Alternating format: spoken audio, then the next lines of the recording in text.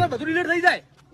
Delete કર હું અંદર મારું બધું આવી ગયું થાપ મિલી પેલી એનું પણ તમારે ડિલીટ કરવું તો વાઘુબા કીધું ડિલીટ કરું. ઇજ્જત આવી જાય મારી. એમાં હું એમને ડિલીટ ના કરું. ડિલીટ કર ડિલીટ કર.